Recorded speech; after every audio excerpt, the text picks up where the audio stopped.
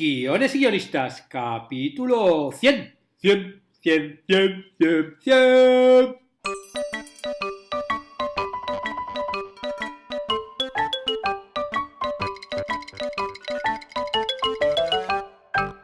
Buenos días a todos, bienvenidos a Guiones y guionistas, el podcast con el que todos podemos aprender a hacer guiones. Cada semana salimos al aire con 2 programas en los que vemos un nuevo elemento, técnica o herramienta para que sepáis más del centenario mundo de los guionistas y el eterno arte de los guiones. Y sí, llegamos al número 100 de guiones y guionistas. Han pasado solo 10 meses desde que estrenamos el podcast, pero la verdad es que me parece toda una vida. 100 podcasts en los que hemos hablado mucho de cómo hacer guiones y hemos aprendido mucho por el camino. Yo, el que más. También hemos podido charlar con guionistas y con gente en torno al mundo audiovisual que nos han contado muchos de sus trucos y experiencias a la hora de hacer los guiones. Y ahora, pues nada, a por los 200. Y para este día especial me he preparado una sorpresa. Chan, chan, chan, chan. Estreno nuevo podcast. Uno de los propósitos de Año Nuevo, no sé si recordaréis porque los dije aquí, era hacer otro podcast. Pues bien, ya está en el aire. Se llama El Tesoro de Hodoul. Y la verdad es que es un podcast muy diferente a este. No quiero contaros mucho porque yo quiero que os sorprenda, pero sí que os voy a dar un poco el tagline. Las aventuras de un guionista en busca de un tesoro. Sí, puedo adelantaros un poquito alguna cosita, como que es una especie de diario que tiene que ver con la grabación de un programa de televisión de aventuras y que hay un tesoro real de por medio, real el tesoro, el tesoro que escondió el corsario Jean-François Hodoul hace más de 200 años. Y a los que sois oyentes fieles de guiones y guionistas, me gustaría tranquilizaros porque aunque esté grabando el tesoro de Hodoul, voy a continuar con guiones y guionistas al mismo ritmo y con los cursos de guión de la plataforma Guiones y Guionistas. Eso es al mismo ritmo, no, uno más, ¿no? Dentro de 2 semanas serán 3 a la semana. Y esto lo digo porque, cuando escuchéis el podcast El Tesoro de Hodoul sabréis por qué lo digo esto. Y podéis encontrarlo en la web eltesorodehodoul.com, que os deletreo, pues son las 3 W y luego ELTESORDE, o sea, el tesoro de... y luego HODOUL, hodoul.com. O también podéis escucharlo en iTunes o en iVoox. Y para celebrar el estreno del Tesoro de Hodoul y los 100 programas, hoy tenemos un podcast muy especial porque voy a hablar con uno de los mayores expertos en programas de aventura de la televisión en España, que casualmente también es mi amigo. Me refiero a Daniel Lora, guionista y director del programa de aventuras Planeta Calleja. Pero antes recordaros que en el curso de creación de webseries hoy vamos a ver algo muy interesante, la financiación y los ingresos de una webserie. ¿De dónde sacar el dinero para financiar nuestra webserie? Pues bien, vamos a ver varios métodos de financiación y uno de ellos, el crowdfunding, vamos a verlo con detenimiento. Voy a mostraros a tiempo real una plataforma de crowdfunding de webseries y vamos a ver qué hacer para conseguir completar las campañas con éxito. Va a ser una clase que, ya veréis que va a tener un punto muy práctico. Por cierto, recuerdo que con motivo del podcast número 100, los que se suscriban a los cursos de guión tienen un regalo. Pueden elegir entre el planner de guión para organizar y planificar sus guiones, el planner de personajes para desarrollar los personajes de sus historias o el generador de historias para crear sus historias originales a partir de los argumentos de las 100 películas más famosas de la historia. No desaprovechéis la oferta porque el jueves, cuando pasemos al capítulo 101, caducará. Y ahora sí, nos vamos con la entrevista. Y como estamos de celebración centenaria, no quería estar solo en este podcast y aprovechando el estreno del Tesoro de Hodoul, he invitado a uno de los que más sabe de programas de aventura de España, ¿no? que comenzó su andadura aventurera televisiva hace 18 años ya, en el año 2000, en el programa Supervivientes Expedición Robinson. Claro, hablo con conocimiento de causa porque estuvimos juntos ahí en esa aventura y no solo estuvimos juntos en esa aventura del año 2000, sino que vivimos más aventuras con Supervivientes y Isla de Famosos y otros programas pues en Panamá, Seychelles, República Dominicana, Amazonas, en Australia, en Kenia, en muchos sitios. Pero lo más fuerte es que, claro, yo ya se acabaron mis aventuras, pero él ha seguido viviendo más aventuras porque, ahora está en un programa que se llama El Planeta Calleja, que es un programa de aventuras que ya lleva 6 temporadas y que, por eso, y de eso nos va a hablar un poquito en el podcast de hoy. Y entonces, con ustedes, mi querido amigo Daniel Lora. Hola, Dani. Hombre, buenas, ¿cómo estáis? Encantado de hablar con todos vosotros. Muy bien, sí, esto, Me bueno, has presentado muy bien. muy bien, me alegro. Es que, claro, te conozco un poco, entonces es más fácil presentar a alguien a quien conoces que a alguien desconocido. Muy bien, sí, Bien. claro, me he centrado también, obviamente, en programas de aventura, aunque yo sé que has trabajado en otro tipo de programas, pero bueno, no va al Sí. caso. Bueno, Muy, pero ya llevo 6 años con las botas de montaña puestas. claro, es que, claro, las aventuras que tú has vivido comparadas con las que vivimos es alucinante, porque bueno, ahora nos contarás. Hmm. Pero bueno, lo primero, claro, el programa en que hemos dicho que trabaja se llama Planeta Calleja, pero claro, esto el podcast también lo oye mucha gente de Latinoamérica que no conocerá a Jesús Calleja. ¿Quién es Jesús Calleja? Pues me alegro que me preguntes esto porque en Latinoamérica se ve bastante el programa. ¡Epa! No sé en qué países se ve y en qué países no, pero por ejemplo, hace no llega un mes estuvimos grabando un programa en Costa Rica y a Jesús Calleja le reconocían constantemente en todas partes. Y Ah, además el programa estaba en emisión. No el que hacemos ahora, que se llama Planeta Calleja, sino el programa anterior que se llamaba Desafío Extremo. Jesús Calleja es un personaje televisivo que en el año 2005 subió a la cima del Everest, él tenía 40 años, y cuando, bueno, él lo cuenta así como muy historiado, ¿no? Cuando llegó a la cima del Everest pensó que quería hacer de esto su vida, porque él era peluquero, tuvo un taller de coches, es como muy negociante, le encanta comprar y vender, ha tenido millones de empresas y un montón de negocios, pero él pensó que quería dedicar su vida a esto y entonces le ocurrió hacer un programa de televisión al que llamaría Desafío Extremo, donde recorrería el mundo haciendo grandes aventuras y grandes retos. Y básicamente se presentó de cadena en cadena hasta que le hicieron caso. Casualmente en una de las emisoras, que era 4, que en aquel momento pertenecía al grupo Sogecable, ahora mismo está integrado en Mediaset, que es el grupo de comunicación privada más potente que hay, pues casualmente la directiva al que le llegó la presencia de Jesús Calleja allí acababa de escucharle en la radio hacía poco contando su aventura en el Everest, entonces ya como que le conocía un poco y le ficharon y así pues le pusieron a trabajar con María Ruiz, que era una productora de 4, y le dijeron, oye María, hazle un programa a este chico, que creemos que quiere hacer algo de montaña. Y entonces pues así empezó Desafío Extremo. Con el tiempo el programa pasó a una productora que fundaron entre ellos dos y se hicieron 7 temporadas de Desafío Extremo, donde se subió, bueno, se llegó al Polo Norte, al Polo Sur, subieron a 8000, en el Himalaya hicieron un montón de cosas, trekkings, no solo de ese tipo de cosas, sino también buceo con tiburones. Hicieron 2 programas persiguiendo tornados en Estados Unidos, en todo lo que es el cinturón de los tornados, que va desde Texas hasta la frontera con Canadá. O sea que millones de aventuras.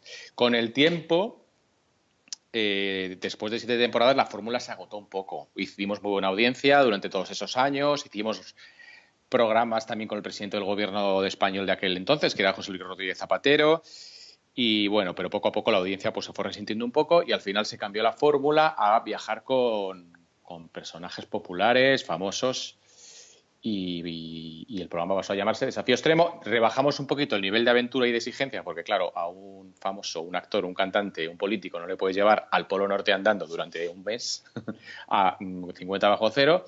Hacemos aventuras más tranquilas, pero bueno, es otro concepto. claro. Y este es Y ahí se Planeta Calleja, ¿no? Que ese es el Planeta formato Calleja. de aventura con famoso, ¿no? Claro, porque Jesús Calleja ya es un personaje súper famoso en España. Aparte que tiene una imagen pública muy amable, muy como que de los valores de las culturas, del respeto al prójimo, de la naturaleza, del respeto al medio ambiente. Entonces él es, digamos que el programa en el que cualquier famoso querría ser entrevistado. De hecho, accedemos a gente que no hacen otros programas. Hacen el nuestro porque es Jesús Calleja. Y porque es como puro, la aventura, la montaña, es todo como bondad. Muy bien.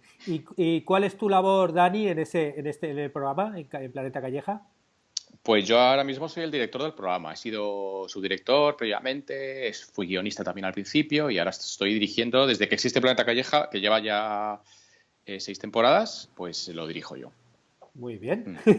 Pero, a ver, la filosofía de nuestra productora es un poco artesanal. Entonces, nosotros somos equipos muy reducidos y creemos que parte de la magia de los programas que hacemos, sobre todo en las grabaciones, se crea porque los equipos son muy reducidos y las relaciones son personales. De hecho, mira, tú, David, que has hecho mucho reality, siempre hemos tenido un poco la idea de que hay que respetar como una especie de barrera con las personas, con los concursantes o con las personas que están ahí. Pues justo nosotros hacemos lo contrario. A mí me costó un poco cogerlo, el concepto, porque nosotros siempre pensamos que los personajes de los que grabamos deben estar en una burbuja de, no sé cómo decirlo. Pero aquí todo lo contrario, los personajes tienen una relación tan estrecha, no solo con Jesús Calleja, sino con el equipo del programa, que somos como alrededor de 5 o 6 personas, que pues hay mucha magia y eso se transmite por la televisión. Muy bien. Para concretar un poco cómo se hace un programa, me gustaría que nos contases un poco todos los pasos desde que tenéis la idea de hacer una aventura, un programa, cómo se va avanzando hasta la emisión. Vale, No sé pues a ver, no sé a quién se le ocurre la dime. idea de, venga, vamos a hacer esto. Pues es que este proceso no está muy estructurado, es una cosa bastante caótica. Es decir, un programa puede surgir por un destino que nos gusta o por un invitado que nos gusta, porque tenemos por un lado dos elementos, que es el destino y la actividad que vamos a hacer en este destino, y luego el personaje famoso que va a venir. Y el personaje famoso que va a venir lo marca todo, porque hay algunos que son muy deportistas y dicen, yo quiero algo de aventura, aventura, aventura de verdad. Y los que dicen que todo lo contrario.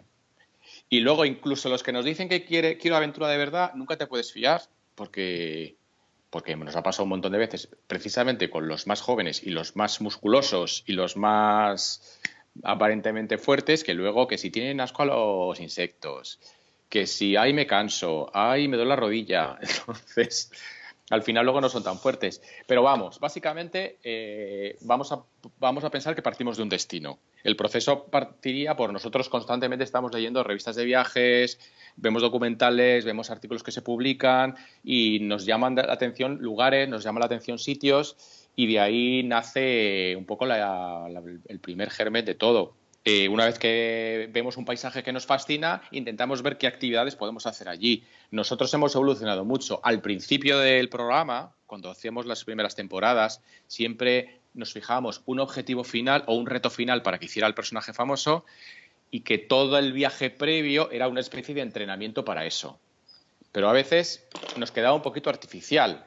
Por ejemplo, con una cómica española que se llama Eva H., que es como la versión española de Ellen DeGeneres, digamos, por hacer un paralelismo, y fuimos a Alaska y el final del programa iba a ser la ascensión a un glaciar con crampones y piolet y toda la semana previa que pasamos en Alaska decíamos, pues ahora tienes que hacer kayak para fortalecer los brazos y ahora tienes que correr para que era un poco absurdo, porque realmente porque estés media hora haciendo kayak, pues no vas a fortalecer los brazos para eso, ¿sabes? Que es un poco absurdo. Y ahora lo que hacemos es todo muchísimo más...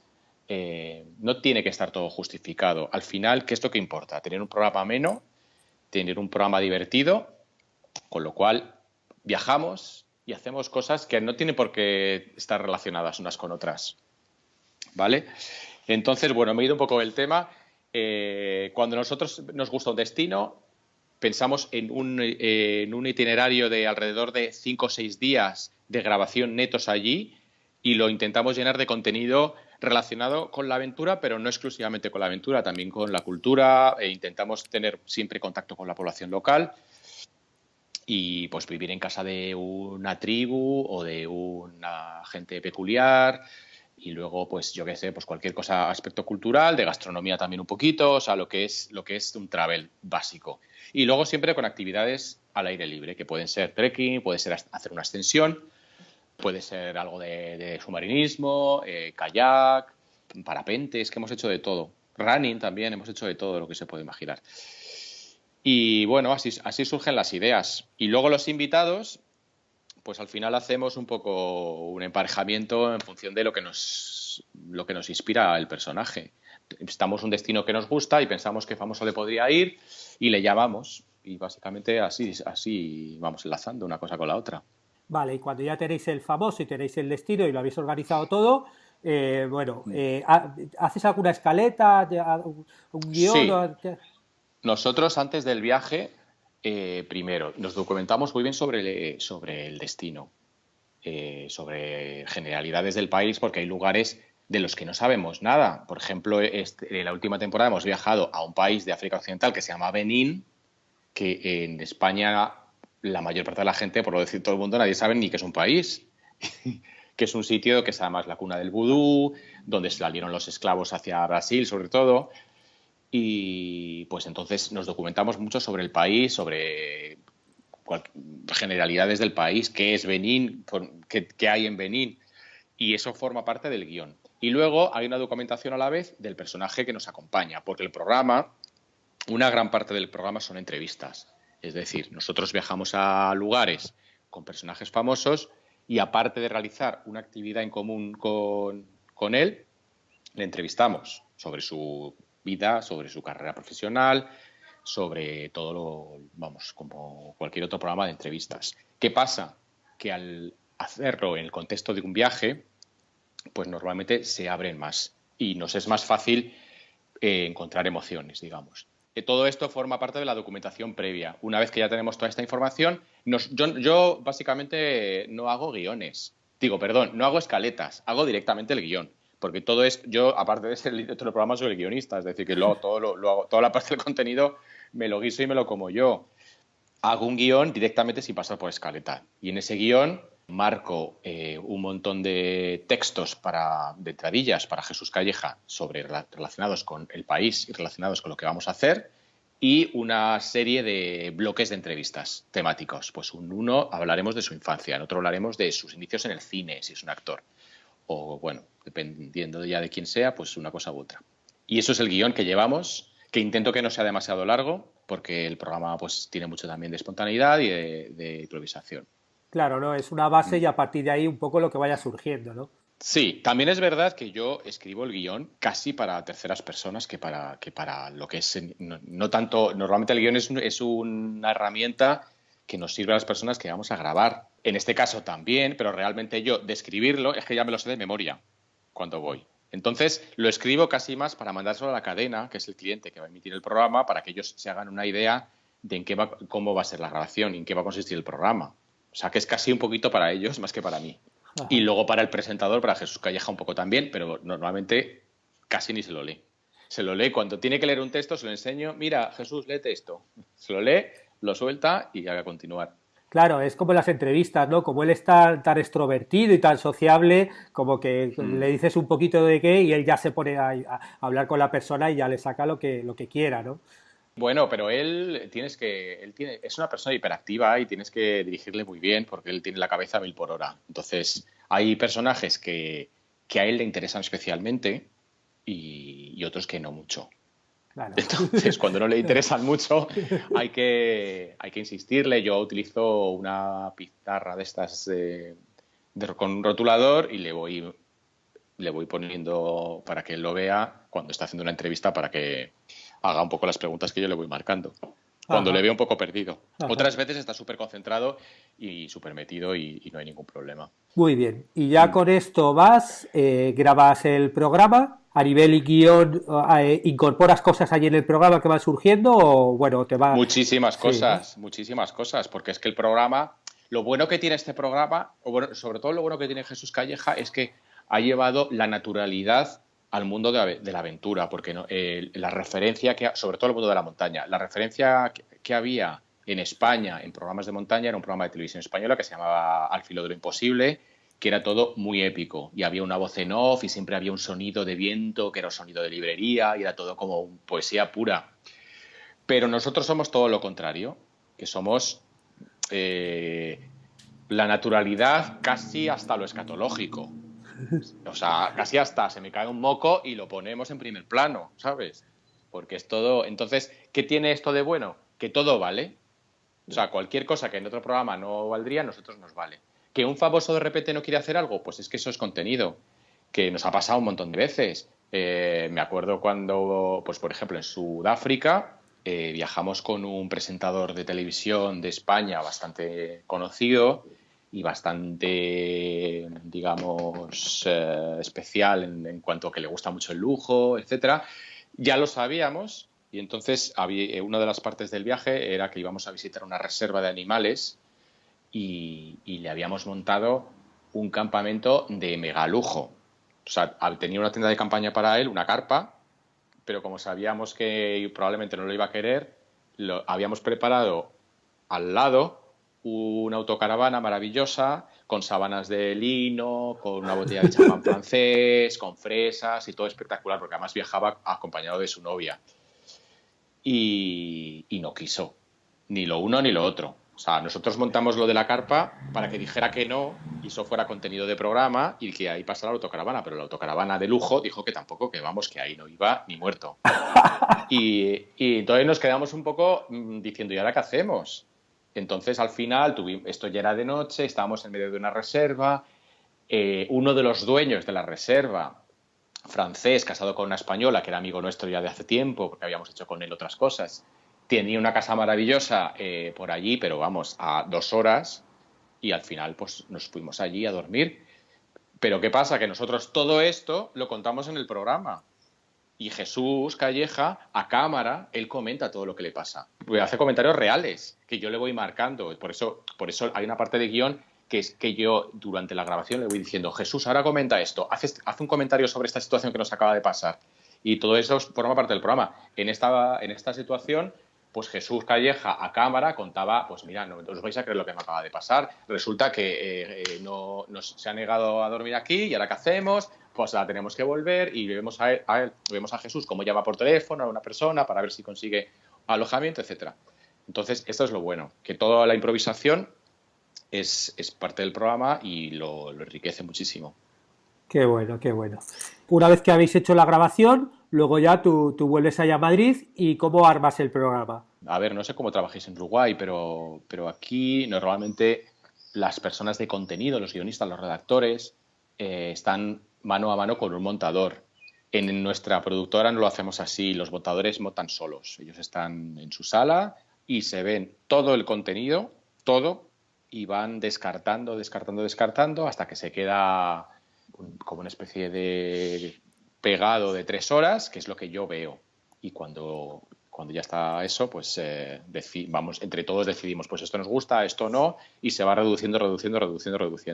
Pero los editores ven absolutamente todo. Yo les doy, cuando vuelvo del viaje, un documento donde les describo las secuencias, lo que hemos grabado cada día. Ajá. Y nada más. Y con eso ellos funcionan solos. Está bien, ¿no? La verdad, ellos sí que es verdad Sí. que los editores y cierto tipo de editores manejan muy bien el contenido, están muy acostumbrados, con lo cual si le das el orden de lo que tiene que hacer, puede hacerlo, vamos, ¿no? Si son editores experimentados, vamos. Y sí, claro, ellos llevan muchos años trabajando con Jesús Calleja, que es una persona a la que hay que editar, porque a veces hace comentarios un poco políticamente incorrectos, etcétera. Entonces, pues ya saben qué parte le tienen que cortar, etcétera. Y luego, los personajes famosos que nos acompañan, nosotros siempre hacemos lo posible para que ellos queden muy bien. O sea, es un programa que va a favor de obra, es decir, no es un programa ni para buscar trapos sucios ni para incomodar a nadie. Entonces, eso siempre lo pulimos para que la imagen que se proyecta del personaje sea la mejor posible. Gracias a eso seguimos teniendo invitados. Claro. Sí, muy bien. Pero también es que no jugamos a lo otro, ¿sabes? No nos suele pasar, ¿eh? Nunca nos dice nadie. Bueno, alguna vez nos ha pasado que hayan hecho comentarios bastante indebidos y ya hemos tenido que cortarlos un poco por su bien. Pero no nos suele pasar. ¿Y cómo es? ¿Cómo es el trato con los famosos aventureros cuando estáis por allí? Pues la verdad es que casi siempre, fenomenal. Porque la gente que viene a este programa viene sin cobrar. Y viene sin cobrar porque quieren vivir una experiencia y porque Jesús Calleja es una personalidad que todo el mundo quiere conocer. Entonces, para ellos es como una experiencia que se van a llevar toda la vida. Hacer un viaje de aventura y encima con Jesús Calleja, que es el megaaventurero. Entonces, ¿qué quiere decir esto? Que vienen todos entregados. El trato con ellos casi todos se convierten en uno más del equipo y todos vuelven con síndrome de Estocolmo y cuando volvemos te llaman, ay, me encantaría volver a hacerlo, lo he pasado fatal, pero ha sido increíble.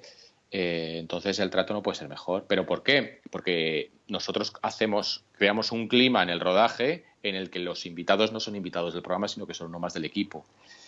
Claro. Y hay muchísima confianza. El hecho de estar conviviendo en el mismo hotel o en la misma tienda de campaña, etcétera, pues al final se crea ese clima. Qué bueno. No, la verdad. Alguna vez nos ha pasado que no, ¿eh? También te digo, alguna vez nos ha pasado, pues mira, prefiero no decir quién, pero hubo un actor español que le llevamos a un país un poco duro en cuanto a pobreza, etcétera, y esta persona pues no había viajado mucho, y menos de este tipo de viaje. Entonces no lo llevó nada bien. Y todo le parecía un drama, y todo le parecía súper hostil. Y entonces ya el clima como que se enrareció un poco y al final, cuando llegamos a la cima de la montaña que íbamos a subir, pues que era un sitio con unas vistas espectaculares, pues le pregunto a Jesús, ¿y qué tal? ¿Qué te parece? Como para sacarle un poco de emoción, porque al final cuando llegan a una cima todos se emocionan. Y él se tira un pedo directamente. ¿Qué me parece? Y se tira un pedo. Así que, luego fue un Toma. problema a ver cómo editamos eso. Sí, sí. No, no. No, la verdad es que a nivel formato, lo que tú has reseñado, o sea, que no se les pague, es algo vital, ¿no? Porque vas en el mundo de los famosos que se acostumbran a hacer todo por dinero, realmente al que tienes, ya sabes que le tienes porque le quieres, porque quiere vivir la aventura y que está a favor de obra y que no lo hace por dinero. Para mí eso me parece, vamos, un hallazgo impresionante, ¿no? Sí, sí, aquí nadie cobra, nadie, ni una excepción. En 6 temporadas nadie ha cobrado nada. Se llevan Y, un viaje también muy bueno.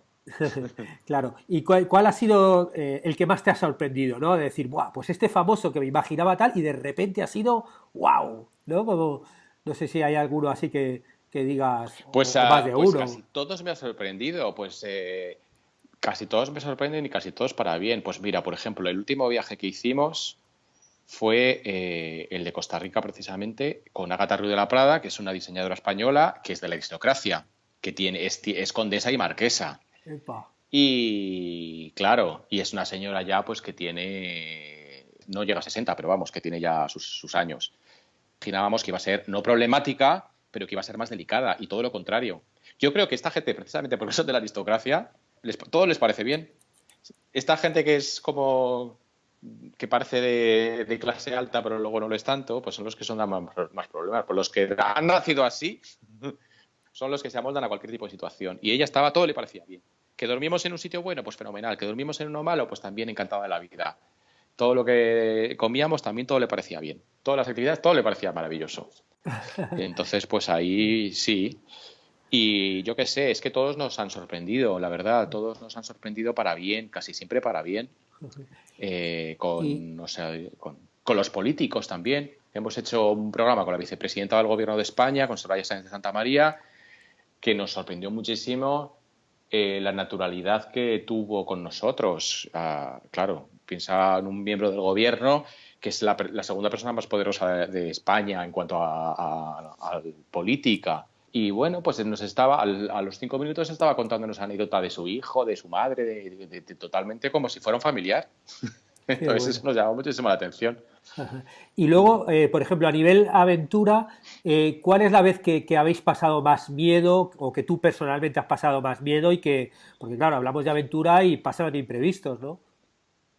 Sí, pues a ver, miedo, yo ninguno, pero también es que yo soy bastante inconsciente. Sí que puedo decir cuál ha sido el más duro o el más difícil, pues fue pues mira, no fue en Planeta Calleja, fue en Desafío Extremo. Fuimos a un país, por llamarlo de alguna manera, que se llama Abjasia.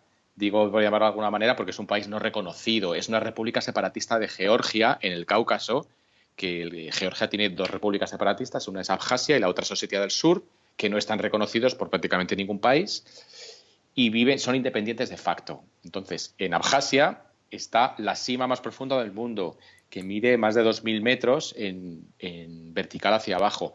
Entonces, nuestro objetivo era llegar allí abajo. No, yo personalmente no iba a bajar, fue Jesús Calleja con Emilio Valdés, que es el cámara que siempre le acompaña, y con una expedición de espeleólogos rusos, era todo como muy extraño. Además, cruzamos por la frontera de Sochi, en Rusia. Es una frontera que el gobierno georgiano no reconoce, con lo cual ellos consideran que nosotros estamos entrando en su territorio por una frontera ilegal. Y era todo como muy peculiar. Y cuando llegamos allí, que era una historia larguísima llegar hasta allí, hasta el sitio donde estaba la cima. Pues bajaron a la cueva y bueno, hubo una riada. De repente, esto era a finales de agosto, hubo unas lluvias, o sea, que era pleno verano en Europa, hubo unas lluvias torrenciales y nevadas y una cosa loquísima porque nadie esperaba que iba a hacer que diera bajo cero en esa época del año. Y la cueva pues empezó a inundarse de agua y se quedaron bloqueados porque no podían ni subir para arriba ni seguir para abajo. Y se quedaron ahí bloqueados un par de días. Encima tenían que estar metidos dentro del saco de dormir sin luz porque intentaban economizar las baterías de las linternas y tenían que apagar la luz. Entonces se tiraron 2 días ahí y pues nada, pues en un saco de dormir. Y ellos lo pasaron muy mal. Nosotros arriba también, porque te preocupas, etcétera. Y bueno, pues fue una situación un poco delicada. Con los personajes famosos no nos suelen pasar cosas complicadas porque nosotros no lo permitimos, porque sabemos gestionar muy bien los riesgos. Es verdad que nos pasan cosas, por ejemplo, pues mira, hace 2 meses, 3, en febrero, fuimos al campo base del Everest con India Martínez, que es una cantante española. Nuestro objetivo era llegar al campo base del Everest en helicóptero. ¿Por qué? Porque allí estaba Alex Chicón, que es un alpinista vasco que quería subir al Everest en invierno y sin oxígeno, cosa que no se ha hecho jamás. Si lo conseguía, era el primer ser humano que lo conseguía. Nosotros queríamos contar la gesta de Alex Chicón y a la vez hacer un programa de Planeta Calleja con un famoso que viviera la experiencia de hacer el trekking al campo base del Everest. ¿Qué pasa? Que ese trekking son 2 semanas. Normalmente nuestros viajes duran muchísimo menos días, con lo cual utilizamos helicópteros para llegar y oxígeno. El campo base del Everest está a 5.300 metros, con lo cual tú no puedes llegar sin aclimatar allí porque te explota la cabeza directamente. Tienes que llevar oxígeno. Y ese era el plan. ¿Qué pasó? Pues que no pudimos llegar porque en invierno, pues es invierno. Entonces, pues el tiempo es lo que tiene. Y bueno, pues hubo unos vientos muy fuertes que nos impidieron llegar al campo base del Everest y nos quedamos atrapados en un pueblo a 4.000 metros esperando unos helicópteros que ya no nos llevaban al campo base del Everest, pero nos tenían que devolver a Katmandú.